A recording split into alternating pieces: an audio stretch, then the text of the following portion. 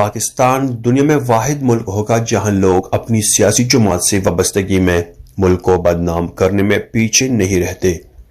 ایسی ہی کوشش ایک نوجوان کی طرف سے کی گئی جس نے پاکستان کی جانب سے ترکیہ زلزلہ متاثرین کے لیے بھجوائی جانے والی امداد سامان کے حوالے بغیر کسی تصدیق کے صبح سویرے اٹھتی ہی سوشل میڈیا پر ویڈیو ڈال دی۔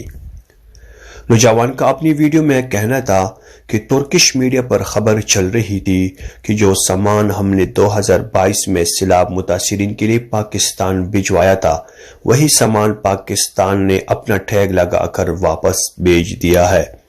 نوجوان کا کہنا تھا کہ پاکستان کی طرف بھجوائی جانے والا وہی سامان ہے جو ترکی نے سیلاب متاثرین کی طرف سے بھجوایا گیا تھا۔ نوجوان کا کہنا تھا کہ آج ہمیں شرمندگی محسوس ہو رہی ہے کہ کیسے لوگ پاکستان پر حکومت کر رہے ہیں اور پھر کہتے ہیں کہ ہمیں دورے سے منع کر دیا جاتا ہے۔ مجھے تو سمجھ نہیں آتی کہ ان لوگوں کو تو اپنی عزت کا خیال ہی نہیں ہے۔ نوجوان کی ویڈیو سامنے آنے کے بعد قومی اداروں نے نوٹس لیا اور نوجوان سے تفصیلات طلب کی تو نوجوان کا جھوٹ پکڑا گیا اور اسے اپنے اس عمل پر معافی مانگنی پڑ گئی۔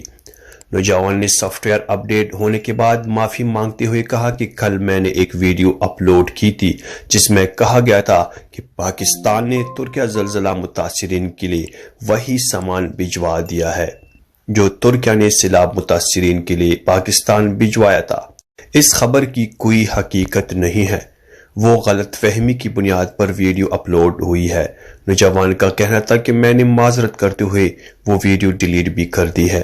نوجوان کا کہنا تھا کہ میں معذرت خواہ ہوں، میری وجہ سے کسی کی دل آزاری بھی ہوئی ہو۔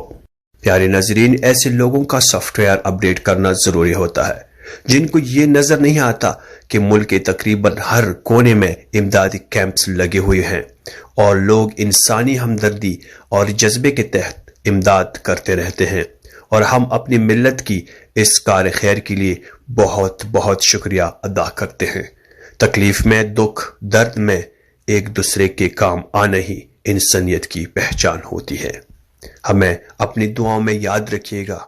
اللہ حافظ۔